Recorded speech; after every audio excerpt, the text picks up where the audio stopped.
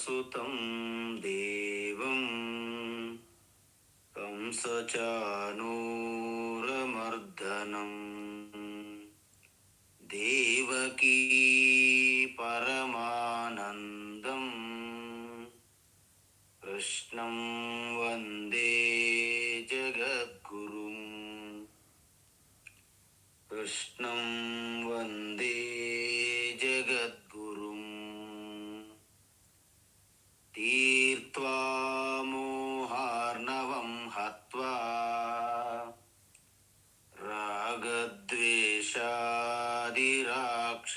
రాగద్వేషాదిరాక్షసాన్ సీతా శాంతి సమాయుక్తా ఆత్మా రామో విరాజతే ఆత్మా రామో విరాజతే. ఆత్మస్వరూప బంధుగణ, భగవద్గీత 4వ అధ్యాయం అయిపోయింది. 5వ అధ్యాయమైనటువంటి కర్మ సన్యాస యోగం. కర్మ సన్యాస యోగములో ముఖ్యమైనటువంటి ఘట్టం 13వ శ్లోకము నుండి 21వ శ్లోకం వరకు. అయితే ఇప్పుడు 16వ శ్లోకం చూసాం. ఏంటది అంటే, మన సంసారమునకు మూల కారణం ఏమిటి? మోహము. మరి మోహమునకు కారణం ఏమిటి? అజ్ఞానము. అందువలన అజ్ఞానం అనేది ఒక్క జ్ఞానముతో మాత్రమే నాశనం అవుతుంది. జ్ఞానము కాకుండా మీరు ఎన్ని ప్రయత్నములు చేసినా, క్రియాయోగ, కుండలి యోగ, ప్రాణాయామము, చక్రాలు, ఆసనలు, తీర్థయాత్రలు, పూజలు, యజ్ఞాలు, యాగాలు, దానము, ధర్మము ఎన్ని చేసినప్పటికీ మీ అజ్ఞానం పోదు. ఎందుకు? మనం చీకటి గదిలో ఉన్న చీకటి పోగొట్టడానికి మనం ఎన్ని వ్రతాలు చేసినా, ఎన్ని యజ్ఞం చేసినా, జపము చేసినా, పారాయణం చేసినా, మెడిటేషన్ చేసినా అక్కడ చీకటి పోదు. మరి ఏం కావాలి? జస్ట్ మ్యాచ్ బాక్స్ కావాలి, ఒక క్యాండిల్ కావాలి, ఇలాగ వెలిగించాలి దీపం. అంటే ప్రకాశం ఒక్కటే చీకటిని పోగొడుతుంది. మన సంసార దుఃఖములకి కారణమైనటువంటి అజ్ఞానం, మన స్వరూప అజ్ఞానం పోగొట్టాలంటే మన స్వరూప జ్ఞానం మాత్రమే కావాలి. అయితే ఒకవేళ ఏమంటున్నారు? మీ స్వరూప తత్వ జ్ఞానం వలన అజ్ఞానం పోయినప్పుడు ఏం జరుగుతుంది? ఆదిత్యవత్ ప్రకాశయతి. అంటే సూర్యుని వలె ఎలాగైతే మిట్ట మధ్యాహ్న సూర్యుడు ఎలా ప్రకాశిస్తాడో మీ యొక్క జ్ఞాన ప్రకాశం అలాగ దేదీప్యమానంగా ఉంటుందని అంటున్నారు. మరి అలా దేదీప్యమానంగా సూర్యుని వలె ప్రకాశించే నా యొక్క జ్ఞాన స్వరూపము మరి నాకు అలా అనిపించట్లేదు అంటే మీరు కొన్ని సాధనలు చేయాల్సి ఉంటుంది. ఏమిటా సాధనలు? 17వ శ్లోకంలో చెప్పారు. తద్బుద్ధయస్తదాత్మానః తన్నిష్టాస్తత్పరాయణాః గచ్చంత్య పునరావృత్తిం జ్ఞాన నిర్ధూత కల్మషాః అని చెప్పారు. అంటే ఈ శ్లోకములో మీకు 4 సాధనలు కనిపిస్తుంటాయి. సంస్కృతం భాష ఎలా ఉంటుందంటే, ఆ శ్లోకము కానీ ఆ వాక్యము కానీ ముందు వెనక పదములు మార్చినప్పటికీ అర్థం మారదు. సంస్కృతం తప్ప ఏ భాష అయినా వాటి పదాలు మార్చారనుకోండి, అర్థం మారిపోతుంది. సంస్కృతం యొక్క గొప్పతనం ఏంటంటే ఏ పదం ఎక్కడ పెట్టినా అర్థం ఒకే విధంగా ఉంటుంది. అది ఆ భాష గొప్పతనం. అందువలన ఈ శ్లోకములో మనము ముందుగా ఒక సాధన ఏంటది? తత్పరాయణాః అది తీసుకుందాం. అంటే మొదటి లైన్లో లాస్ట్ ఉన్న చూడండి, తన్నిష్టాః తత్పరాయణాః, అవి రెండు. సో తత్పరాయణాః అంటే ఏమిటంటే ఈ సంసార సుఖ దుఃఖములనే జంజాటంలో పడి కింద మీద పడుతున్న మనము ఒక తీవ్రమైనటువంటి కోరిక కలగాలి. ఏమిటి? ఈ సంసార దుఃఖము నుండి నేను పూర్తిగా బయటపడాలి. దాన్నే తీవ్ర ముముక్షుత్వం అంటారు. ముముక్షుత్వం అంటే ఆ సంసార గోల, ఆ దుఃఖము, ఆ బాధ, పీడ నుండి బయటపడాలనే తీవ్రమైన కోరికను తీవ్ర ముముక్షుత్వం అంటారు. అయితే అది ఎంత ముముక్షుత్వం అంటే నా జీవితములో ఈ ఆత్మజ్ఞానము తప్ప వేరేది దేనికి కూడా మొట్టమొదటి ప్రయారిటీ లేదు. అంటే అర్థం ఏమిటి? మీ ఆత్మజ్ఞానం అనేది మొట్టమొదటి ప్రయారిటీ. మిగతా కర్తవ్య కర్మలన్నీ కూడా ప్రయారిటీ 2, 3, 4 అన్నీ ఉంటాయి, ఏవి విడిచిపెట్టరు. కానీ మొట్టమొదటి ప్రయారిటీ, ముఖ్యమైనటువంటి దాన్ని పెట్టుకుంటే మీరు లక్ష్యంగా, వారిని ఏమంటారు? మిమ్మల్ని తత్పరాయణ. మీరు తత్ అంటే ఆ ఆత్మస్వరూప జ్ఞానమే పరమపదంగా, పరమ లక్ష్యంగా పెట్టుకోవడం అన్నమాట. దాన్ని తత్పరాయణ అంటారు. అంటే ఏంటంటే తత్ అంటే అనంతమైన మీ నేను, అనంతమైన నేను, నా స్వరూపాన్ని. తత్ పరాయణ అంటే ఏంటి? అంటే నా జీవితంలో అంతిమ లక్ష్యము నా స్వరూప జ్ఞానమే, నా ఆత్మతత్వమే అని పెట్టుకోవాలి. అందువలన మనం ఏం చేస్తుంటాము? ఎప్పుడూ కూడా మనకు 2 నేనులు ఉన్నాయి. అంటే ఏంటి? పరిచ్ఛిన్నమైన అహంకారం అనే ఒక నేను, కర్త భోక్త అని నేను అంటాం కదా, అది కూడా ఆత్మస్వరూపం యొక్క ప్రతిబింబం. దాన్ని అహంకార రూపమైన నేను అంటారు. ఈ అహంకారంతో మనము మమేకమై ఉంటాం ఎప్పుడు కూడా, జనరల్గా, సాధారణంగా. ఎప్పుడైతే అహంకారంతో మమేకం ఉంటామో మనం ఆనందం కోసం బయట వస్తువులపైన, బయట వ్యక్తులపైన ఆధారపడి ఉంటాం. అంటే ఏంటి? మా ఆయన అలా ఎందుకున్నారు, మా భార్య ఎలా ఎందుకున్నది, మా పిల్లలు ఎందుకు నా మాట వినట్లేదు, వాళ్ళు నేను చెప్పింది చేయట్లేదు. అంటే ఇవన్నీ కూడా మీరు మీ చుట్టూ ఉన్న వ్యక్తులు, వస్తువుల పైన మీరు ఆధారపడుతుంటారు. అదే కుటుంబం ఇంకా పెరుగుతుంటుంది అనుకోండి, పెద్ద పెద్దగా, వాటితో పాటు మీ యొక్క బాధలు, మీ యొక్క టెన్షన్లు ఇంకా పెరుగుతూ ఉంటాయి. ఎందుకంటే భగవాన్ శ్రీకృష్ణ ఏం చెప్తున్నారంటే సర్వం పరవశం దుఃఖం. మీ ఆనందానికి బయట వ్యక్తులపైన, వస్తువులపైన ఆధారపడడమే మీ దుఃఖానికి కారణం. సర్వం పరవశం దుఃఖం.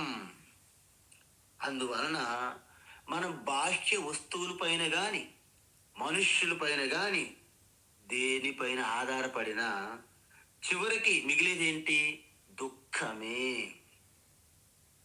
ఎందుకు అంటే ఈ ప్రపంచము, ఈ వ్యక్తులు, వస్తువులు మార్చగలిగే శక్తి మీలో లేదు, మీకు సంబంధం లేదు యాక్చువల్గా. అయినప్పటికీ మనం మార్చాలని ప్రయత్నిస్తుంటాం. అయితే ఈ జ్ఞానం మనకి ఎప్పుడు తెలుస్తుంది? ఎప్పుడైతే మన అవయవాలు పనిచేయక 80-90 సంవత్సరాలు ఎప్పుడైతే మనకు చేరుకుంటామో అప్పుడు స్పష్టంగా తెలుసుకుంటాం. ఏంటి? ప్రపంచంలో నేను ఎవరిని మార్చలేను, ఏది మార్చలేను అని జ్ఞానోదయం అప్పుడు కలుగుతుంది.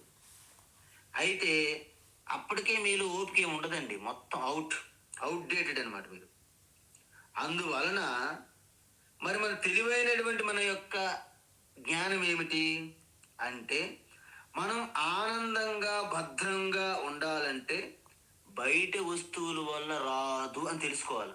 అంటే ఏంటి? నా భద్రత, సెక్యూరిటీ బయట వస్తువుల వలన, వ్యక్తుల వలన రాదు. మరణ సుఖము శాంతి బయట వస్తువుల వలన, వ్యక్తుల వలన రాదు అని తెలుసుకోవాలి. ఎందుకు? ఎందుకంటే మీ లోపలే ఆనందం అనే నిధి మీ లోపలే ఉంది కప్పి. శాంతం కూడా కప్పి ఉన్నది మీ లోపలే. మరి సంపూర్ణ భద్రతకి, అత సృష్టి అంతటికి భద్రతకి కారణం మీరే, అంతర్గతంగా ఉన్నది. అందువలన అది కప్పి ఉన్నది ఎలా? పాల లోపలే వెన్న ఎలాగైతే దాక్కుని ఉన్నదో, ఈ అహంకార జీవాత్మ కిందే ఉన్నది అనంతమైన పరమాత్మ. అందువలన దాన్ని ఎప్పుడైతే మీరు దృష్టి అటువైపు పెడతారో, బయట దృష్టి విడిచిపెట్టి, అంతర్ముఖ సమారాధ్య బహిర్ముఖ సుదుర్లభ, లలితా సహస్రనామం. ఆ అంతర్ముఖములో మీరు దృష్టి పెట్టినప్పుడు మీ అనంతమైన ఆనందము, అనంతమైన ప్రేమ, అనంతమైన శాంతి, అనంతమైన భద్రత కలుగుతుందన్నమాట. మీరు అంటారు, స్వామీజీ లోపల అనంతమైన భద్రత, అనంతమైన ఆనందం ఉన్నదని మాకు ఎలా తెలుస్తుంది? మీకే తెలుస్తుంది. ఎలాగంటే, మీకు జ్ఞానమొద్దు, తపస్సొద్దు, ఏమొద్దు. రాత్రిపూట కాస్త బాగా అలసిపోయి ఉండి ఒక పెరుగన్నం, కొంచెం ఒక ఆవకాయ పచ్చడితో కొంచెం అలాగ మనం ఒక పట్టు పట్టి హ్యాపీగా నిద్రపోతే, ఆ నిద్రలో మీకు ఎంత ఆనందం ప్రకటన అవుతుందో చూడండి. బాగా అలసిపోయిన వ్యక్తి గాఢ నిద్ర పట్టి లేచిన తర్వాత ఎంత ఫ్రీగా విశ్రాంతిగా ఉంటారు, ఎంత రిలీఫ్గా ఉంటుంది, ఎంత రికవరీ. ఎక్కడి నుండి వచ్చిందో ఆ ఆనందము అంటే అది మీ ఆత్మ కోరు, ఆ మూలం నుండి ప్రకటమవుతుంటది. మన మనస్సు, మన ఇంద్రియంలో బుద్ధి వాటిని ప్రకటన ఇవ్వకుండా అడ్డుకుంటుంటాయి అన్నమాట. బిజీగా ట్రాఫిక్ జామ్ చేస్తాయి అన్నమాట ఇవి. అందువలన ఈ అంతర్గత అంటే లోపల ఉన్నటువంటి ఆ ఫ్రీడమ్, ఆ స్వేచ్ఛ, స్వాతంత్ర్యం, ఆనందం, భద్రత, దాన్ని తెలుసుకుంటేనే ఆ స్వేచ్ఛ, దానికే మోక్షం అంటారండి. మనం మోక్షం అంటే మనం ఏమనుకుంటాము అంటే, ఏ అడవుల్లోకి వెళ్ళు, ఏ హిమాలయాల్లోకి వెళ్ళి తపస్సు చేస్తే అప్పుడు చనిపోతే నేను వైకుంఠంకో, కైలాసంకో, పరలోకానికి వెళ్తాను, జన్నత్కి వెళ్తానంటారు. అంటే మరణం తర్వాత నేను మోక్షం పొందాలని ఎవరైతే అనుకుంటున్నారో, ఇదంతా మనకి మోసము, దగ, వంచన, డ్రామాలు ఇవన్నీ. ఎందుకు చెప్పండి? మోక్షం అంటే ఏమిటంటే, కృష్ణ పరమాత్మ చెప్పారు, మోక్షం అంటే మన చుట్టూ ఉన్న పరిస్థితులు మనం ఆశించినట్టుగా, కోరుకున్నట్టుగా లేకపోయినా మనం ఆనందంగా, స్వేచ్ఛగా ఉండే ఆ స్థితిని మోక్షం అంటారు. ఈ రోజు గుర్తుపెట్టుకోవాలి మీరు, మోక్షం అంటే ఏమిటని. ఎవరైనా అడిగి చెప్పాలి మీరు. మోక్షం అంటే ఏంటి? In spite of whatever the condition may be, you are completely free, tranquil, in peace and bliss, beatitude, not conditioned by, unconditional bliss and beatitude in spite of any condition. That is called మోక్షం లేదా total freedom అంటారు. Total freedom అంటే ఏంటండి? అంటే మన చుట్టూ ఉన్న ఎటువంటి పరిస్థితులు ఉన్నప్పటికీ మన ఆనందమునకు, మన భద్రతకి డోకా లేకపోవడమే ఆ స్థితిని మోక్షం అంటారు. ఇప్పుడు దీన్ని బట్టి చెప్పండి, స్వామీజీ ఇలాంటి మోక్షం వల్ల నాకేంటి ప్రయోజనం? మీకు అనిపిస్తుందా నాకేంటి లాభం? ఎందుకంటే మనకు ప్రయోజనం లేకపోతే మనం ఏం చేయం కదా. నాకేమిటి అంటారు మన వాళ్ళు. కాబట్టి ఇక్కడ ఏమంటానంటే భగవాన్ శ్రీకృష్ణ, మనం జనరల్గా సాధారణంగా దేనికి భయపడతాము? భవిష్యత్తును ఆలోచించుకుని భయపడతామండి. నా చెయ్యి స్వామీజీ నా చెయ్యి చూడండి అంటారు చాలా మంది వచ్చినారు. అంటే ఎందుకు? భవిష్యత్తు ఎలా ఉందో భయం భయం భయం. అంటే భవిష్యత్తు గురించి భయం పూర్తిగా పోతుంది ఈ మోక్ష స్థితి వలన. భవిష్యత్తు మన పూర్ణత్వానికి ఎటువంటి ప్రభావం చెయ్యలేదు అని తెలుసుకుంటారు మీరు. ఎందుకు? భవిష్యత్ అనేది కూరలు తీసిన పాము వలె మారిపోయింది మీకు. ఎందుకు? మీరు లోపల నుండి మీరు ఆనందము శాంతి అవన్నీ పొందుతున్నారు. బయట మీకు ఎవరు ఆధారపడలేరు. ఇప్పుడు మనమేం వ్యాపారం చేస్తాం, నలుగురు కలుస్తారు, నలుగురు నాలుగు వైపు లాగేస్తారు. గవర్నమెంట్ ఏర్పడుతుంది, ప్రభుత్వం, 4 పార్టీలు కలుస్తాయి, మధ్యలో ఎప్పుడు కూడా బ్లాక్ మెయిల్ చేస్తుంటారు, లాగేస్తారు వెనక్కి. వాళ్ళని కాపాడుకుంటూ 5 సంవత్సరాలు గడిపేస్తాం, ఇంక పరిపాలన ఏముంటుంది? అందువలన మీరు అలాంటి మైనారిటీ గవర్నమెంట్లా మీరు ఉండరు. మీరు ఎప్పుడు కూడా అల్టిమేట్ రాజాదిరాజ మహారాణి పట్టపురాణి వలె మీరు స్వామిగా ఉంటారు. దాన్ని మనం 2వ అధ్యాయంలో చూసాం. ఆపూర్యమానమచల ప్రతిష్టం సముద్రమాప ప్రవిశంతి యద్వత్ తద్వత్కామాయం ప్రవిశంతి సర్వే శాంతిమాప్నోతి న కామకామి. విన్నారా ఇది? ఎందుకు? సముద్రము ఎప్పుడు ఒక్కలాగే ఉంటుందండి. మీరు 1000 బకెట్లు నీరు తీసినా సముద్రం ఏం తరుగుదల కనిపించదు. ఒక 2000 బకెట్లు నీరు సముద్రం వెళ్ళి పోసినా సముద్రంలో ఎటువంటి పెద్ద మార్పులు కనిపించవు. ఒకసారి నదులన్నీ మీటింగ్ పెట్టుకొని, ఏంటండి ఈ సముద్రం యొక్క గొప్పతనము, మనమంతా వెళ్ళి నీరు సముద్రంలో పోస్తేనే దాని స్థితి, లేకపోతే దానికి వాటర్ ఎక్కడ అన్నది. సముద్రం వాటి వైపు చూసి నవ్వుతూ, ఓ అవునా, సరే అలాగే మీరు నాలో కలవకుండా ఉండండి అన్నది. ఎందుకు? అసలు నదులు వచ్చేవే సముద్రం వలన కదా. సముద్రం నీరు ఆవిరయ్యి మేఘములుగా మారి వర్షం కురిసి మళ్ళీ నదులుగా వచ్చి సముద్రంలో కలుస్తూనే లేదా? అంటే ఈ యొక్క సముద్రానికి నదుల నీళ్ళు అవసరమా? అలాగా ఈ బయట ఉన్నటువంటి వ్యక్తులు మిమ్మల్ని అన్నారనుకోండి, అది కుదరదు, ఇది అవ్వదు, ఓకే థ్యాంక్ యూ. ఎందుకు? వారి వలన మీ ఆనందానికి ఆధారపడి లేరు, వారి వల్ల మీ శాంతికి ఏం ఆధారపడి లేదు, వారి వల్ల మీ సంపూర్ణ భద్రత ఆధారపడి లేదు. మరి పిల్లలు ఆ యొక్క ముసలితన వృద్ధాప్యంలో మనకి చేయి కోతం వస్తారు, మరి ఎల్ఐసిలో నేను ఇన్సూరెన్స్ కట్టుకున్నాను, వీటి సంగతి ఏంటి స్వామీజీ?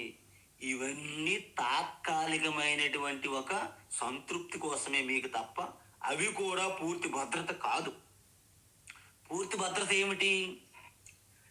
నేను 2 నేనులుగా ఉన్నాను. నా పర్సనాలిటీ, నా వ్యక్తిత్వం. ఒకటి అనంత శక్తిశాలి, అనంతమైన ఆనంద స్వరూపం, ప్రేమ స్వరూపమైనటువంటి పరమాత్మ స్వరూపమై ఉన్నాను, ఒక ఐ. 2 ఐ ఏంటి? పరిచ్ఛిన్నంగా అజ్ఞానం మోహంతో అహంకారంతో కూడుకొని ఇంకొక జీవాత్మగా ఐగా ఉన్నాను. అందువలన ఒరిజినల్ సర్టిఫికేట్ యొక్క జిరాక్స్ కాపీ లాంటిదే ఈ జీవాత్మ జీవనం. దీన్ని ఆ ఒరిజినల్లో కలపడమే మోక్షము. అంటే ఏంటి? కలపడం అంటే ఏంటి? దీన్ని ఎంతవరకు మనం మమేకమై ఉన్నామో ఈ షిఫ్ట్ అనమాట. షిఫ్ట్ ఏంటి? షిఫ్ట్ జీవాత్మ అహంకార అయి నేను కాదు, నేను అనంతంగా వ్యాపించి ఉన్న నేను, అదే మీ ఆత్మస్వరూపము. దానిలోకి మీరు షిఫ్ట్ అయ్యారనుకోండి, అంటే ఏంటి? పూర్తిగా దానికి షిఫ్ట్ అవ్వాలి. ఆ తత్వ స్వరూపం తెలుసుకోవడం అనేది ఏదైతే ఉందో అదే పరమ లక్ష్యం. కాబట్టి తత్పరాయణ అంటారు. అందువలన ఇంతవరకు మనము మన ఆనందం కోసము, మన శాంతి కోసము, మన సుఖం కోసము మొత్తం అన్నీ కూడా మార్చాలి, వ్యక్తుల్ని మనతో మార్చుకోవాలి, పరిస్థితులు మార్చాలి అని తిరిగి చివరికి మనము అలాగే ఉండిపోయాం సంసారంలో. ఇప్పుడు ఏం తెలుసుకున్నాము? ఎవరు ఎలాగ ఉన్నా నా ఆనందమునకు డోకా లేదు అని తెలుసుకున్నారు. అయితే ఈ విధంగా మీ ఆత్మస్వరూప తత్వ జ్ఞానానికి పరమ లక్ష్యంగా మీరు పెట్టుకొని దాని యొక్క విలువని గొప్పతనాన్ని తెలుసుకోవడమే తత్పరాయణ అంటారు. మరి రెండో సాధన ఏమిటి? తద్బుద్ధయ. తెలుసుకుంటే నేను లక్ష్యంగా పెట్టుకున్నాను అంటే పని కాదు కదా, వర్కౌట్ చేయాలి. ఏంటి వర్కౌట్ చేయడము అంటే, ఇక్కడ బుద్ధి అంటే ఏంటంటే జ్ఞానము అని అర్థం. బుద్ధి అంటే జ్ఞానము, తద్బుద్ధి అంటే ఆత్మస్వరూప తత్వము. మీరు లక్ష్యం పెట్టుకున్నారు ఏంటి? నా ఆత్మస్వరూప తత్వమే నా పరమ లక్ష్యము. అది ఇప్పుడు ఏం చేయాలి? మరి ఇది చేయాలి కదా. అంటే అది పొందాలి అంటే మీరు వర్కౌట్ సాధన చేయాలి. ఏంటి ఆ సాధన? కర్మయోగము చేసిన తరువాత, అంతఃకరణ శుద్ధి ఏర్పడిన తరువాత జ్ఞానయోగం అనేది తద్విద్ధి ప్రణిపాతేన పరిప్రశ్నేన సేవయ అని చెప్పాము 4వ అధ్యాయంలో. ఆ విధంగా గురుముఖాత్ మీరు శ్రవణం చేయాలి. శ్రవణం అంటే ఏమిటి అంటే, ఒక దీర్ఘకాలం పాటు ఒక యోగ్యమైనటువంటి, ఒక యోగ్యత ఉన్నటువంటి బ్రహ్మనిష్ట శ్రోత్రి అయినటువంటి గురువు దగ్గర దీర్ఘకాలం పాటు ఒక క్రమబద్ధంగా, ఒక సిస్టమేటిక్గా ఆ యొక్క శాస్త్ర తత్వాన్ని, ఆత్మస్వరూప జ్ఞానాన్ని వినడము శ్రవణము అంటారు. అలా వింటే మీలో ఉన్నటువంటి ఆ యొక్క అజ్ఞానం అనేది మెల్లగా పోతుంది. ఎందుకంటే మనము ఈ అహంకార అల్పమైన నేనుతో మమేకం అవడం నిన్న మొన్న స్టార్ట్ అవ్వలేదు, అనేక జన్మల నుంచి వచ్చింది. అది అంత తొందరగా వదిలిపెట్టదు. మీరు చూడండి, మీకు ఒకసారి చెప్పాను, మన ప్రభుత్వాలు ఈ స్లమ్ ఏరియాల్లోనూ, ఈ మురుగు కాలువల దగ్గర డేరాలు వేసుకొని, టెంట్లు వేసుకొని చాలా మంది జీవిస్తుంటారు పేదవాళ్ళు. అయితే ప్రతి ప్రభుత్వం అనుకుంటారు వీళ్ళందరికీ కూడాను పక్కా ఇల్లు కట్టేసి వీళ్ళందరికీ గృహాలు ఇస్తే సరిపోతుంది కదా అంట. ప్రతిసారి కూడా ఏదో ఒక ఏరియా అంతా తీసుకొని పక్కా ఇల్లు కట్టిస్తారు. మీరు వెళ్ళండి, ఇంటికి వెళ్ళిపోయాను అంటారు. వీళ్ళందరూ అలాగే సారు అని ఈ టెంట్లలో ఉన్న, ఈ స్లమ్లో ఉన్న వాళ్ళందరూ కూడాను ఒక రోజు వెళ్ళి పాలు పొంగించి, రెండో రోజు మూడో రోజు నుంచి ఈ ఇంటిని ఎవరికి ఇవ్వాలా, అద్దెకి ఇవ్వాలా, అమ్మాలా అని చూస్తారనమాట. ఎందుకు? ఆ ఇంట్లో వీళ్ళు ఉండలేరు, వీళ్ళిద్దరు పట్టదు వాళ్ళకి. ఎందుకంటే వాళ్ళకి ఆ స్లమ్ము, ఆ కాలువలు, ఆ మురికి కాలువలు, ఆ వాసన వస్తుంటే హ్యాపీగా నిద్రపోతుంటారనమాట. మీరు పక్కా ఇంట్లోనూ ఏదైనా సరే ఇలాగా డాబాలు అంటారు కదా, సిమెంట్తో కట్టిన కాంక్రీట్తో, ఇలాంటి ఇంట్లో వాళ్ళకి నిద్ర పట్టదు. ఎందుకు? వాళ్ళు అనేక తరాల జనరేషన్ల నుంచి మురుకుల్లో ఉండడం అలవాటు పడిపోయారు గట్టి బాగా. కాబట్టి వాళ్ళు ఆ ఇంట్లో ఉండరు. అదే విధంగా మనం కూడా చూడండి, బ్రిటిష్ వాళ్ళు మనల్ని నానా హింసలు పెట్టి, మన సంస్కృత భాషను నాశనం చేసి, మన శాస్త్రాలను దగ్ధం చేసి, మన సంప్రదాయాలు ఇవన్నీ కనుమరుగయ్యేటట్లు చేస్తూ, ఎక్కడికక్కడ మిషనరీలు పెట్టి, ఇంగ్లీష్ భాష ప్రవేశపెట్టి, మిషనరీలన్నీ కట్టి, ఒక 2 చెక్క ముక్కలు 3 మేకలు కొట్టి ఈ విధానాలు పెట్టారు మనకి. రాముడు, కృష్ణుడు, భగవద్గీత, రామాయణాలు ఇవన్నీ మనకి దూరం చేసి మన వాళ్ళని భ్రమ పెడితే, మన వాళ్ళు దాంట్లో కూడా సెటిల్ అయిపోయారు చాలా మంది. అప్పుడు ఎంతో మంది స్వతంత్ర సమర యోధులు యుద్ధం చేస్తే చాలా మంది, ఎందుకండి బ్రిటిష్ వాళ్ళ పాలనే బాగుంది కదా అని చాలా మంది వద్దని వాదించారు మన వాళ్ళని కూడా. మీరు విన్నారో లేదో కానీ. అంటే బాగా ఎక్కడ ఉన్న వాళ్ళు అక్కడ సెటిల్ అయిపోతారు అనమాట టైం బట్టి. దీన్ని బట్టి మీకేముంది? ప్రజలు ఇప్పటికి కూడాను కనులు తెరవట్లేదు, పూర్తిగా నిద్రపోతున్నారు. అంటే మేము మేల్కొని ఉన్నాం కదా పగలంతా అనుకుంటున్నారు, భ్రమలో, అజ్ఞానం అనే అంధకారంలో నిద్రపోతున్నారు. కొంతమంది రాముడు అసలు ఇదే మిత్, కల్పన, అసలు రాముడు అయోధ్యలో పుట్టిందే లేదని వాదించారు సుప్రీంకోర్టులో కూడా. అలాంటి వారికి కూడా ఇప్పుడు ప్రజలందరూ దన్నుగా ఉండి వాళ్ళ ప్రభుత్వం, వాళ్ళ పాలనే మాకు కావాలని ప్రజలు వాళ్ళు అంటున్నారంటే ప్రజలకు మెచ్చాలి నిజంగా. అబ్బా, సాధు సాధు ప్రజలు చాలా అద్భుతమైన వాళ్ళు. అందుకు ఇదేంటంటే బాగా అలవాటు పడిపోవడం అనమాట ఈ అజ్ఞానంతో. అందువలన ఇంత తొందరగా మనము వదులుకోలేము. మరి అందువల్ల ఆత్మజ్ఞానం పొందాక మనం ఏమంటాము? నేను ఈ సంసారిని కాను. ఏంటి? నేను నాకంటే ఒక ఉన్నతమైనటువంటి దేనికి అంటే సుఖ దుఃఖాలు అంటనటువంటి గొప్ప ఉన్నతమైన స్వరూపం నాది అని మీకు తెలుస్తుంది. ఏంటది? అదే ఆత్మ. దాన్నే మోక్ష స్థితి అంటారు. అప్పుడేమనుకుంటారు మీరు? నేను కేవలం భర్తను, నేను భార్యను, నేను తండ్రిని, నేను తల్లిని, నేను డాక్టర్ని, నేను ఇంజనీర్ని, ఇలాగ మీరు పరిమితం అవ్వరు. ఎందుకంటే ఇక్కడతో ఆగిపోదండి. నేను పెద్ద భక్తుడిని, అది అహంకారమే. నేను పెద్ద గురువుని, ఇది అహంకారమే. నేను పెద్ద సాధకుడిని, తపస్విని, ఇవన్నీ కూడా అహంకారాలు. ఇవన్నీ కూడా చాలా సూక్ష్మంగా మీ పరమతత్వం నుండి కిందకి లాగేస్తాయి. నేను గొప్ప సాధులు, సన్యాసినండి, అది కూడా అహంకారమే. అందువలన ఈ యొక్క అల్పమైన ఆలోచనలు అన్ని విడిచిపెట్టడమే తద్బుద్ధి అంటారు. తద్బుద్ధయ అంటే నేను ఉన్నతమైనటువంటి అనంత ఆత్మస్వరూపాన్ని అనే ఒక బుద్ధి కలిగి ఉండడాన్ని తద్బుద్ధి అంటారు. అంటే ఏంటి? ఇప్పుడు నువ్వు అన్ని త్యజించాలండి. ఏంటన్ని? దేహాత్మ జ్ఞానవజ్ఞానం, దేహాత్మ జ్ఞాన బాధకం, ఆత్మన్యేవ భవేద్యస్య సనేచ్ఛన్నపి ముచ్యతే అన్నారు. ఇప్పుడు మనకి ఎంతటి చిన్నపిల్లల నుండి పెద్దవాళ్ళ వరకు, గొర్రెలు, మేకలు, ఆవులు కాసుకున్న వాళ్ళు కూడాను, ఎక్కడ ఉన్న మార్కెట్లో ఉన్న ఎవరైనా సరే స్వాభావికంగా నేను ఈ వ్యక్తిని, నేను 5.5 అడుగులు 65 కేజీల వ్యక్తిని, ఇది స్వాభావికంగా.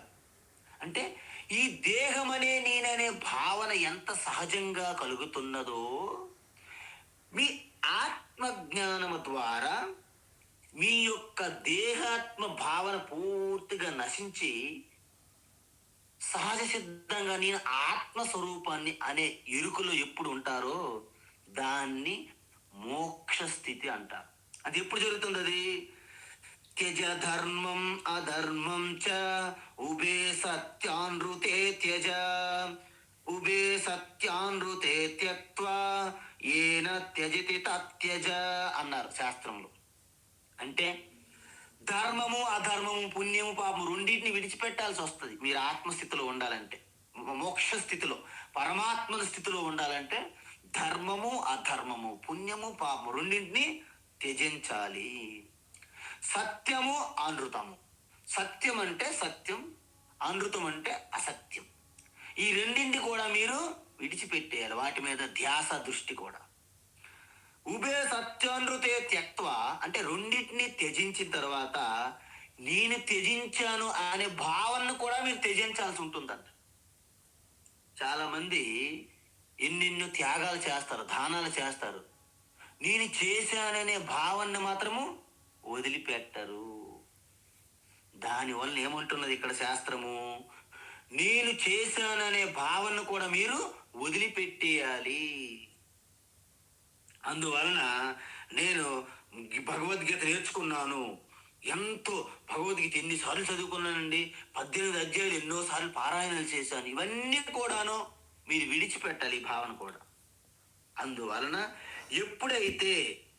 ఎప్పుడైతే ఈ ఆధారపడుతున్న బయట వస్తువులు, వ్యక్తుల పైన ఆధారపడి ఉన్న నేను నుండి అనంతమైన నేను అనే స్థితికి మారడమే తద్బుద్ధయ, రెండో సాధన. తత్పరాయణ ఒకటి, తద్బుద్ధయ రెండో సాధన. మరి మూడేమంటున్నారు? మూడో సాధన తదాత్మాన. తద్ తత్ అంటే ఆత్మ, అంటే నీ యొక్క ఉన్నత స్థితి ఆత్మస్వరూపానికి నువ్వు పూర్తిగా షిఫ్ట్ అవ్వాలి, మారిపోవాలి. అంటే పాత ఇల్లు విడిచిపెట్టి కొత్త ఇంట్లోకి ఎలాగైతే నువ్వు గృహప్రవేశం చేస్తావో, ఈ అహంకారాన్ని వదిలిపెట్టి, అది చాలా కష్టమండి. జనరల్గా సర్వం విడిచిపెట్టేస్తారు, అహంకారం మాత్రం వదిలిపెట్టడు. ద్యోత సభలో ధర్మరాజు ధర్మపుత్ర రాజ్యం ఓడిపోయాడు, తన సోదరులు ఓడిపోయాడు, ఆఖరికి తన పత్ని ధర్మపత్ని ఓడిపోయాడు. కానీ ఒక్కటి ఓడిపో వదలడానికి ఇష్టపడలేదు ఆయన. ఏంటి? అహంకారాన్ని విడిచిపెట్టడానికి ఇష్టపడలేదు. ఏమయ్యా, ఇంత ధర్మం మీద నీకు గర్వంగా ఉందా, అహంకారంగా ఉందా అంటే, నా ధర్మంపై నాకు చాలా గర్వంగా అహంకారం ఉన్నదా అన్నాడు. శబాష్, అందుకే నువ్వు కూడా ఓడిపోపో అన్నారు. చూసారా? అంటే మనం ఈ సృష్టిలో సర్వం విడిచిపెట్టడానికి వదులుకుంటాము. ఈవెన్ రావణుడు చూడండి, తన కళ్ళ ముందు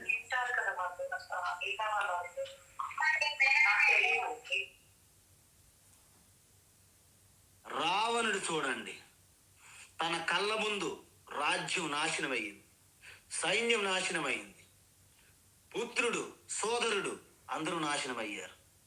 అయినప్పటికీ అహంకారాన్ని వదలలేదు. అహంకారం విడిచిపెట్టకపోతే నువ్వు ఇంకా ఉన్నతమైనటువంటి స్వరూపాన్ని పొందలేవు. అదేవిధంగా ఎప్పుడైతే ఈ పూర్తిగా వర్ణాశ్రమ ధర్మాల్లో ఉన్నారో, ఈ వర్ణాశ్రమ ధర్మములన్నీ కూడా మీకు ఒక రకమైనటువంటి అహంకారం కూడా పుష్టి చేస్తాయి. అందుకే ఈ యొక్క మనము గృహస్థాశ్రమంలో ఉండడం అని ఎందుకు కష్టం అంటారంటే, అన్ని బంధాలు పెరుగుతూ ఉంటాయి. వాళ్ళందరూ మీ అహంకారాన్ని పుష్టి చేస్తుంటారు. ఎందుకు? నా యొక్క బంధువులు, నా మిత్రులు, నా ఫ్యామిలీ మెంబర్స్ అందరూ ఉన్నారు చూడండి, ఎంత అహంకారం పెరుగుతుంది మనకి. అందుకే మీరు కేవలము ఆత్మచింతన చేయడానికే సన్యాసాశ్రమం అనేది ఉన్నది, పెట్టారు. సన్యాసాశ్రమం అంటే షోయింగ్ చేయడానికి కాదు. అక్కడ ఏంటంటే మీకు ఎటువంటి భార్య, భర్త, పుత్రులు, మిత్రులు, బంధువులు ఎవ్వరూ ఉండరన్నమాట అక్కడ. అయితే మరి మీరు ఏం చేయాలి? కేవలము తత్వచింతన. ఈ కాషాయం బట్టల యొక్క లక్షణం ఏంటి చెప్పనండి? శ్రవణము, మననము, నిధిధ్యాసనమే ముఖ్యం. అవి కాకుండా నేను రుద్రాక్ష వ్యాపారాలు చేస్తాను, నేను ఇక్కడ యజ్ఞములు పెడతాను, నేను యాగం చేస్తాను, ఇవన్నీ సన్యాసికి అప్రాముఖ్యత. అది ప్రాముఖ్యత కాదు సన్యాసికి. అందువలన మనకి నా బంధుర్న మిత్రం న గురుర్నైవ శిష్య చిదానంద రూప శివోహం శివోహం నా మృత్యుర్న శంకా న మే జాతి భేద పితా నైవ మే నైవ మాతా న జన్మ న బంధూ న మిత్రం గురుర్నైవ శిష్య చిదానంద రూప శివోహం శివోహం. నా మృత్యు, నాకు అసలు శరీరానికి మృత్యు ఉంది కదా, నాకు మృత్యు లేదు. నాకు శంక, నాకు ఎటువంటి సందేహం, ఎటువంటి డౌట్స్ లేవు. నాకు జన్మ లేదు. నాకు తల్లి ఎవరు ఉంటారు? ఆత్మకి. శరీరానికి తల్లి ఉంటుంది, శరీరానికి తండ్రి ఉంటారు. ఆత్మకు తల్లి లేదు, తండ్రి లేదు. శరీరానికి బంధువులు, మిత్రులు ఉంటారు. ఆత్మకి బంధువులు లేరు, మిత్రులు లేరు. మరి ఆత్మకి శరీరానికి గురు శిష్యుల సంబంధం ఉంటుంది, కానీ ఆత్మకు ఉంటుందా? నా గురువు, నా శిష్య. నా గురువును కాదు, శిష్యులను కాదు. నా గురువు లేరు, నాకు శిష్యులు లేరు. ఈ విధంగా తెలుసుకోండి. మరి నువ్వు ఎవరు? చిదానంద రూప శివ. ఆ శివే నేను, ఆత్మ. ఇలా ఎప్పుడైతే మీరు పూర్తిగా ఆ ఆత్మతో మమేకమై కలిసిపోయారో దాన్ని తాదాత్మ అంటారు. తదాత్మ అంటే మీ యొక్క ఉన్నతమైన ఆత్మలో కలిసిపోయారు. అంటే కింద ఉన్నటువంటి అల్పమైన నేను నుండి అనంతమైన ఉత్తమమైన నేను అనే ఆత్మస్వరూపంలో మమేకమయ్యారన్నమాట. అయితే నాలుగవది, ఆఖరిది ఏంటి? తన్నిష్ట. తన్నిష్ట అంటే తన్నిష్ట అంటే ఏంటి? కేవలము మీ ఆత్మానందములోనే రమించడము, క్రీడించడము. నేను ఒంటరిగా ఉన్నాను, ఎవరు అసలు మాట్లాడడానికే లేరు, ఎవరెవరో వాళ్ళ పనులకు వెళ్ళిపోయారు. ఎక్కడ? చాలా మంది ఈ ఒంటరితనంలో భరించలేరు, ముసలైపోతారు, ఒక కార్నర్లో ఉంటారు. ఆ పిల్లలు పెద్దవాళ్ళు బిజీ బిజీ, ఎవరు వారితో మాట కలపరు. వాళ్ళు ఆ ఒంటరితనాన్ని అసలు సహించలేరు, భరించలేరు. ఎందుకు? వారికి తెలియదు నా అనంతమైన ఆత్మస్వరూపం ఉన్నదనే విషయమే తెలియదు. కాబట్టి మీరు ఎప్పుడైతే ఆత్మస్వరూపంలో ఉంటారో అనంతమైన ఆనందములు అలా ఉంటారన్నమాట. అప్పుడు మీకు వృద్ధాత్మ అనేది ఉన్నదనేది కూడా తెలియదు. దాన్నే ఆత్మ ఏకాంత స్థితి అంటారు. You're not a lonely person, you're a lone person. మీరు ఒంటరితనం మీకు లేదు, మీరు ఏకాంతంగా ఆత్మస్థితిలో ఉన్నారన్నమాట. ఈ విధంగా ఉంటే దాన్ని తన్నిష్టాహ అంటారు. అప్పుడు అందువలన ఎందుకు భగవాన్ శ్రీకృష్ణ ఇంత పదే పదే పదే చెప్తున్నారంటే, ఇది తెలుసుకోవడం చాలా సులభం, మీ అందరికీ తెలిసిపోయింది ఇప్పుడు తత్వం అంతా. కానీ మనకి ఎప్పుడైనా చిన్న సమస్య వచ్చినప్పుడు వాటికి పరిష్కారం మాత్రం మనకి రాదు. ఎందుకంటే మన జ్ఞానం అంతా కూడా ఒక కబోర్డ్లో పెట్టి దాచుకున్నట్టు బుద్ధిలో ఎక్కడో మూల ఉంటుంది. దానివల్ల మనకు లాభం లేదు. అందుకే మహాత్ములు ఏమన్నారంటే, పుస్తకస్య చ యా విద్యా పరహస్తేశ యద్ధనం కార్యకాలే సమాయాతే నసా విద్యా న తద్ధనం. చూసారా? పుస్తకస్య యా విద్యా. స్వామీజీ మీరు చెప్పినటువంటి భగవద్గీత కొనుక్కున్నాం, కబోర్డులు పెట్టిస్తాం, మంచిది. మళ్ళీ మీరు ఆడియోలు చెప్పారు కదా, పెన్ డ్రైవ్లోను, క్యాసెట్స్లోను, సీడీలోను, మెమరీ కార్డులోను భద్రంగా భద్రపరుచుకున్నాం. వండర్ఫుల్. కానీ పుస్తకాల్లో ఉన్నాయి, మెమరీ కార్డులు ఉన్నాయి, ఫోన్లోను, ల్యాప్టాప్లో ఉన్నాయి. మొత్తం ఈ జ్ఞానం అంతా మీకు సంబంధం లేదు. అది ఎందుకు? స్వామీజీ మేము ఎంతో మందికి అప్పులు ఇచ్చాం, మొత్తం కోట్లు లక్షలు ఎవరి దగ్గర పెట్టున్నారు, బ్యాంకుల్లో ఉంటాయి. అవసరమైనప్పుడు మాత్రం మన చేతి ఖర్చుకి మాత్రం దొరకవు, అందరికీ అడుక్కుంటాం. మళ్ళీ ఏంటి, మీరు కోటీశ్వరులు, అందులో ఎటువంటి సందేహము లేదు. కానీ అత్యవసరమైనప్పుడు ఆ డబ్బు మీకు ఉపయోగపడదు. పరహస్తే యద్ధనం. అదేవిధంగా కార్యకాలే సమయ అంటే అత్యవసర ఎమర్జెన్సీలో మీ సమస్యకి మీ జ్ఞానం ఉపయోగపడడం లేదు, మీ యొక్క ప్రయోజనంకు మీ డబ్బులు ఉపయోగపడట్లేదు. అందువలన మీరు అత్యవసర పరిస్థితుల్లో మీ సంకటంలో మీరు పడినప్పుడు మీకు ఉపయోగపడిన జ్ఞానం వల్ల ఏమి లాభం? అటువంటి జ్ఞానం ఎందుకు? ఆ తపస్సు ఎందుకు? ఆ భగవద్గీత చదవడం వల్ల ఏమి లాభము అంటారు మన వాళ్ళు. అందువలన ఇక్కడ ఏమంటున్నారంటే, నిరంతరము ఆ జ్ఞాన స్థితిని మనము మెమరైజ్ అలాగా నిధిధ్యాసనం చేసుకోవాలి. ప్రతి క్షణము అందులో మీరు నిష్ఠ, అందులో మీరు అలాగా రమించే విధంగా సహజంగా మీకు కలగాలి. ఆ యొక్క నేను అహం బ్రహ్మాస్మి, అనంతమైన సకల ప్రాణుల్లో కూడాను నేనే నివాసమున్నాను ఆత్మరూపంగా. మనోబుద్ధ్యహంకార చిత్తాని నాహం నచ శ్రోత్ర జిహ్వే నచ ఘ్రాణ నేత్రే నచ వ్యోమ భూమిర్న తేజో న వాయుః చిదానంద రూప శివోహం శివోహం అని ఆ సహజ సిద్ధంగా మీకు కలగాలి ఈ స్ఫురణ. అప్పుడు మీకు ఏం కలుగుతుంది? జ్ఞానం పొందినప్పుడు మీకు కలిగే 4 మార్గాలు చూడండి. ఒకసారి మళ్ళీ రివిజన్ చేశారు భగవాన్. ఏంటది అంటే, ఆత్మస్వరూప తత్వమైనటువంటి నేను, అనంతమైన నేను ఉన్నాను అనే ఒక జ్ఞానం మీద మీకు పూర్తి పరమ లక్ష్యంగా జీవించాలి. అంటే నేనే ఆత్మస్వరూపాన్ని, నేను ఎక్కడో బయట లేదు ఆత్మ. అంటే కైలాసము, వైకుంఠము, ముంబై, చెన్నై, హైదరాబాద్లో ఏదో మంచి డూప్లెక్స్, లేకపోతే ఏదో గేటెడ్ కమ్యూనిటీ లేదు, ఇంకా వెరీ విఐపి ఎక్కడో లోపల ఉన్నదని కాదు ఆత్మ. నేనే ఆత్మస్వరూపం, నాలోనే ఉన్నది. ఆ ఆత్మస్వరూపాన్నే నేను అని మీరు పూర్తిగా ఎటువంటి డౌట్ లేకుండా యాక్సెప్ట్ చేయాలి. దాన్ని ఆలింగనం చేసుకోవాలి మీ ఆత్మ స్వరూపానికి. అప్పుడేమవుతుంది? మీకు సహజ సిద్ధంగా స్వాభావికంగా ఎలాగైతే ఇప్పుడు నేను నేను మనిషిను అని మీరు ఎవరైనా అనుకుంటున్నారా?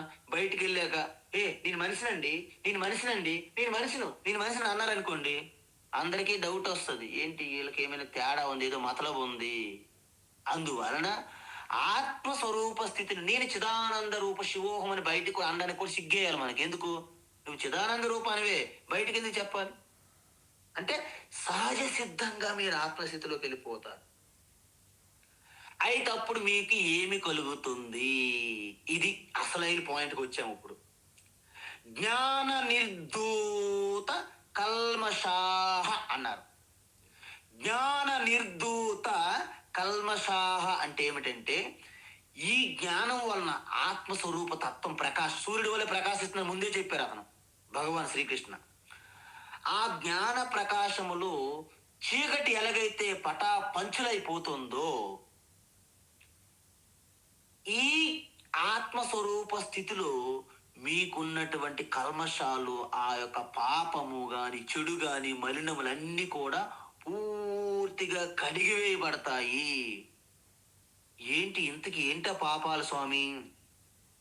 మీ జ్ఞానాన్ని కప్పివేసి ఆవరించి ఉన్న అజ్ఞానం పూర్తిగా నాశనం అయిపోతుంది. ఒకటి ఫస్ట్. రెండవది ఏంటంటే, ఈ డౌట్స్, సందేహాలు, సంశయాలు మీకు పట్టి పీడిస్తుంటాయి అన్నమాట. అవన్నీ కూడా అంటే అంత చెప్పారు కానీ అని అంటారు ఒక్కొక్కసారి. ఈ కానీ అని వచ్చింది అనుకోండి, మొత్తం అవుట్. బట్ కానీ అన్నాం అనుకోండి, అంటే మీకు డౌట్ అని అర్థం, సంశయం. ఎప్పుడైతే శ్రవణము తర్వాత పదే పదే పదే పదే చింతన చేయడం వలన మీకు డౌట్స్ వస్తాయి. అందుకే నేను అందరికీ అడుగుతుంటాను, అమ్మా మీకేమైనా డౌట్స్ ఉంటే feel free to ask me or write message.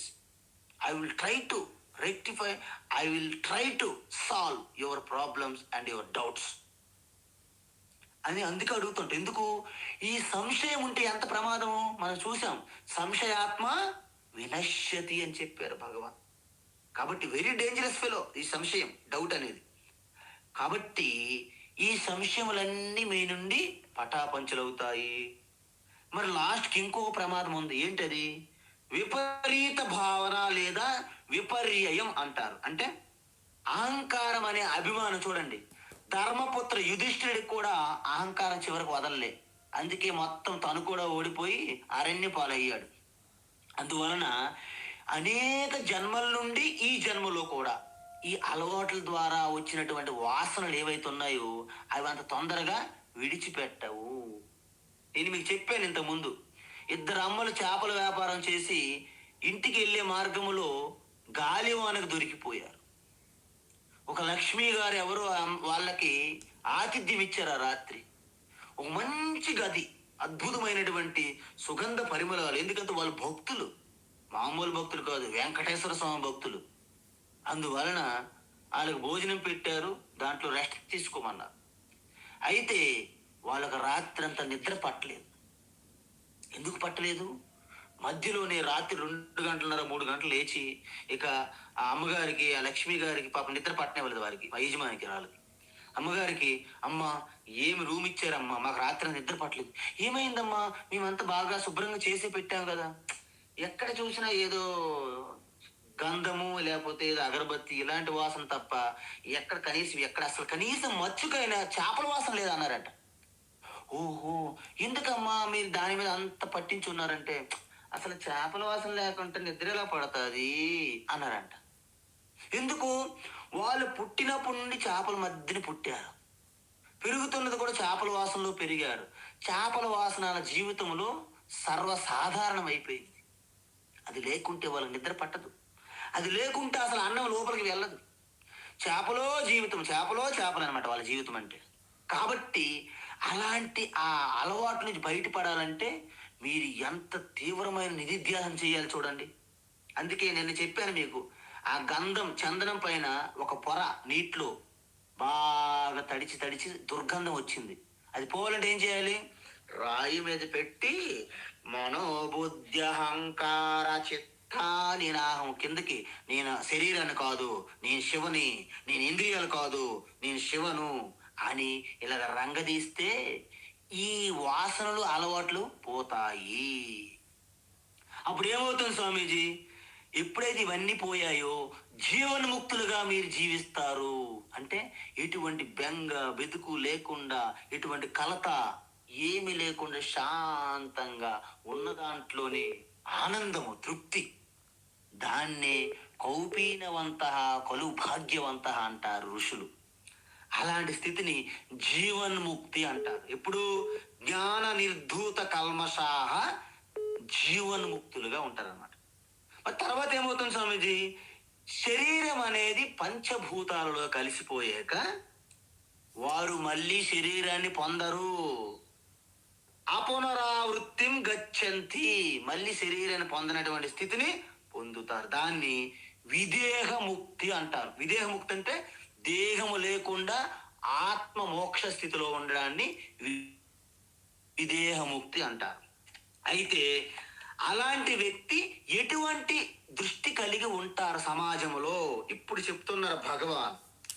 విద్యా వినయ సంపన్నే, విద్యా వినయ సంపన్నే, విద్యా వినయ సంపన్నే, బ్రాహ్మణే గవిహస్తిని, బ్రాహ్మణే గవిహస్తిని, బ్రాహ్మణే గవిహస్తిని, శునిచైవ స్వపాకే చ, శునిచైవ స్వపాకే చ, శునిచైవ స్వపాకే చ, పండితా సమదర్శినః, పండితా సమదర్శినః, పండితా సమదర్శినః, పండితా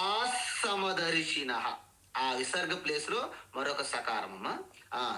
విద్యా వినయ సంపన్నే, బ్రాహ్మణే గవిహస్తిని, విద్యా వినయ సంపన్నే, బ్రాహ్మణే గవిహస్తిని, విద్యా వినయ సంపన్నే, బ్రాహ్మణే గవిహస్తిని, శునిశ్చైవ స్వపాకే చ, పండితా సమదర్శినః, శునిచైవ స్వపాకే చ, పండితా సమదర్శినః, శునిచైవ స్వపాకే చ, పండితా సమదర్శినః. ఇది అద్భుతమైనటువంటి, మీరు ఆత్మజ్ఞానం వలన పొందే ఆ ఫలం ఏంటైతే ఉందో ఆ ప్రయోజనము ఇప్పుడు చెప్తున్నారు అన్నమాట ఇందులో, ఈ శ్లోకంలో. ఏంటది? ఎందుకంటే ఇంతవరకు మనం ఏం చెప్పాము? మన సమస్య ప్రపంచం వలన కానీ, ప్రపంచంలో ఉన్న మనుషుల వల్ల కానీ ఏమీ కాదు. ఎందుకు? ఈ ప్రపంచంలోనూ ఆ మనుషుల మధ్య మోక్షం పొందిన జ్ఞానులు కూడా ఉంటున్నారు. అర్థమైందా? ఇప్పుడు మోక్షం పొందిన జ్ఞానులు వెంటనే చనిపోయారు అనుకోండి, ఇంక హ్యాపీ, ఇంకే ప్రాబ్లం లేదు, ఇంకే ఇబ్బందులు లేదు. కానీ మోక్షం పొందిన వారు జీవన్ముక్తులు కూడా ఈ సమాజములోనే, ఈ ప్రపంచములోనే, ఈ మనుషుల మధ్య ఉంటున్నారు, జీవిస్తున్నారు. కాబట్టి మనకేమర్థమైందంటే మనము జీవన్ముక్తులుగా ఆ జ్ఞాన స్వరూప తత్వములో ఉంటే ప్రపంచము కానీ, వ్యక్తులు కానీ, వస్తువులు కానీ మనకి ఎటువంటి డిస్టర్బెన్స్, ఇబ్బంది కలిగించడానికి వాటికి శక్తి లేదు అని తెలియాలి. అందువలన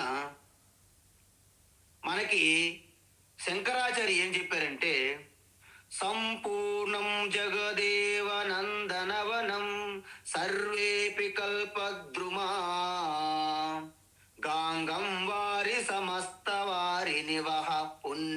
సమస్తా క్రియా వాచ ప్రాకృత సంస్మృత శృతిశిరో వారాణసీ మేదిని సర్వావస్థితిరస్య వస్తు విషయా దృష్టి పరబ్రహ్మని. చూసారా, ఎప్పుడైతే మన యొక్క దృష్టి మారిపోయిందో, ఎందుకు మన దృష్టిలోనే భేదం ఉంటది. బయట ఏమి ఎప్పుడు ఉన్న పంచభూతాలు అలాగే ఉన్నాయి. వచ్చిన ప్రాణులు, మనుషులు, వస్తువులు అలా వస్తుంటే పోతుంటాయి, వాటి ప్రయాణం ప్రవాహం. కానీ మన దృష్టిలో మార్పు రావాలి. అజ్ఞానికి ఈ ప్రపంచం ఒక భారంగా ఉంటే, ఈ తత్వం తెలుసుకున్న జ్ఞానులకు మీకు నందనవనం అనిపిస్తుందట ఈ జగత్తంతా. మరి చెట్లు చేమలేంటి? అవి బ్రహ్మాండమైనటువంటి కల్పతరులండి, కామధేనువులు, కల్పతరులు. మీరేది కోరుకుంటే అవి ఇస్తుంటాయి. ఎందుకు? నందనవనం అయిపోయింది ప్రపంచం కాబట్టి. మరి మరి నేను ఇక్కడ కాశీలోనే చనిపోతే నా మోక్షం కదా, అక్కడ ఇల్లు కొనుక్కుంటామండి. ఇక్కడ ఇల్లు అమ్మేసి మేము బంజారీల్స్లో ఒక హౌస్ అమ్మి కాశీలో కొనుక్కున్నాం, ఇరుకిరుకు సందుల్లో. ఎందుకు? కాశీలో చనిపోతే మోక్షం. ఎవరు చెప్పారు? మీరు భూమండలంలో ఏ ప్రదేశంలో ఉన్నో అది కాశీ సమానం అంట, అంతే. అది వారణాసి. అందువలన అన్ని నదులు, గంగా నది పవిత్రం, గంగా నది పవిత్రం. గోదావరి చిన్న నది, గంగా నది గొప్పది. భూమండలంలో ఉన్న నదులన్నీ గంగా నదులతో సమానం అంట. అంటే మరి ఇప్పుడు ఈ ఆనందం పొందే స్థితి ప్రపంచములో గాని, వస్తువుల్లో గాని, మనుషుల్లో ఆధారపడి లేదు మీకు. అంటే మన దృష్టి కోణములోనే ఉన్నది.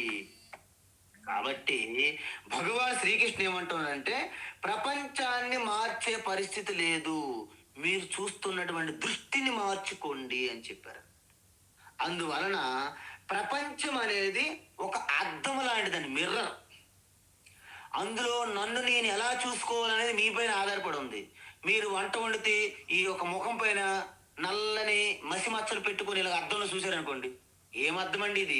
అద్దంలో కొడితే ఏం లాభం? ఆ మసి మీ ముఖం మీద ఉన్నది. అందువలన ప్రపంచం అనే అద్దములో ప్రపంచాన్ని మనం తిట్టక్కర్లేదు, తిట్టవలసిన అవసరమే లేదు. మనల్ని ఎంత స్పష్టంగా మనం తయారు చేసుకుంటే అర్థం అంత స్పష్టంగా చూపెడుతుంది మిమ్మల్ని. అందువలన ఈ విషయం తెలుసుకుంటే మనకి ఇంక ఎటువంటి చింత, ఎటువంటి చికాకు ఏమీ ఉండవండి. అందువలన అప్పుడు ఏమవుతుంది? మీరు అంతా కూడా ఒకే ఆత్మదర్శనం చేయగలుగుతారు. ఎందుకు? ప్రతి వస్తువులోను, ప్రతి ప్రాణిలోను ఆ సత్ చిత్ సచ్చిదానంద రూపం ఉన్నదని మీకు స్పష్టమైపోయింది. అందువలన దీన్ని సర్వత్ర సమదర్శనం అంటారు. ఎప్పుడైతే సర్వత్ర సమదర్శనం అయ్యిందో, మరి దాంతో ఏం ఫలము, లాభం ఏమిటి, ప్రయోజనం? అది రేపు క్లాసులో ఆ సర్వత్ర సమదర్శనంతో మీరు ఉండండి. సర్వత్ర సమదర్శనంతో రేపు రండి. దాని యొక్క ప్రయోజనం రేపు ఉదయం చూద్దాం. హరి ఓం తత్సత్. సర్వం శ్రీకృష్ణార్పణమస్తు.